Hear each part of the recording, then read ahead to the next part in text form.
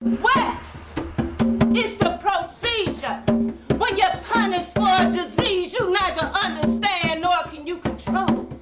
When the progression of your disease is promoted by the very cowards who sit on high and fill their pockets with your pain, sweat, and tears? What is the procedure when you live in a nation that forbids you to be anything or anybody? It forbids you, it forbids you, it forbids you.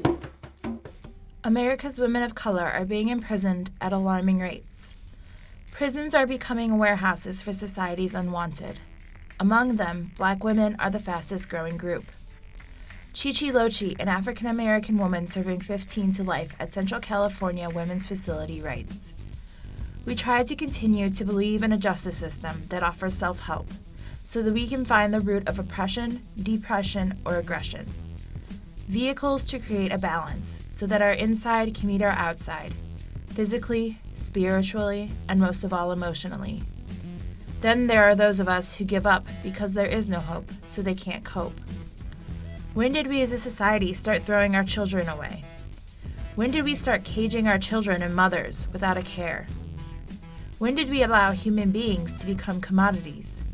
When did we allow action and reaction to come before the solution?" Negative images of Black women as welfare queens, violent thugs, and promiscuous whores pervade mainstream consciousness. These images have become synonymous with criminality due to policies and laws that racialize and gender definitions of crime. Drug offenses, property crimes, and prostitution are the crimes that most often land Black women in the slammer. These are epidemics in the Black community which have their roots in structural racism and sexism. Poverty, homelessness, substance abuse, mental illness, sexual abuse, illiteracy, and domestic violence. They affect all women.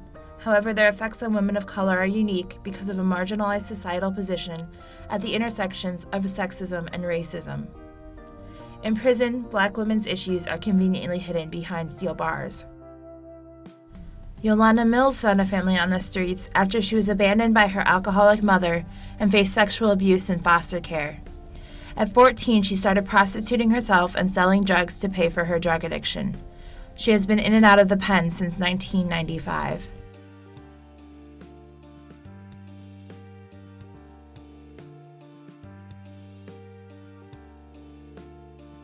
As more money is pushed into the prison system, less money is available for education, housing, healthcare, and public assistance, which could eradicate the need for more prison expansion. Once inside prison walls, women of color continue to face racial and sexual violence. Tamika Summers, a former inmate, writes, "The experience of being an inmate could be likened to one of those survival reality shows. Only it's not just physical. It's mental, emotional, and spiritual. It's unbelievable. I have never seen such chaos, confusion, and disorganization on a routine basis in all my life. I am appalled at the lack of professionalism and humanitarianism displayed by the staff.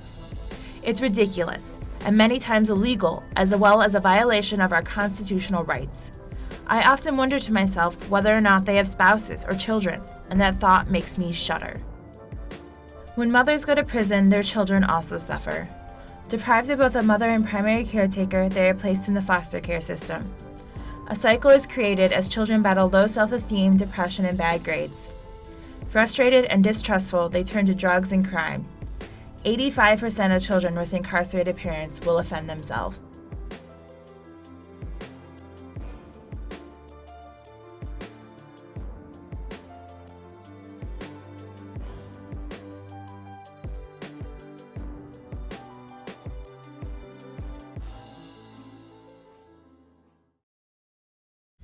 Prison does little to prepare women for life when they are released.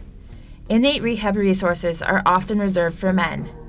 Women who are struggling with drug addiction, histories of sexual victimization, or mental illness receive little to no help. Job training is limited in both its availability and usefulness. After release, they return to neighborhoods ridden with poverty, drugs, and gender violence. In addition to their marginal position in racial and gender hierarchies, they add the stigma of ex-offender, leaving them with limited access to jobs and public assistance. Rather than fixing the problems that led these women to commit crime, prison reinforces and exacerbates it.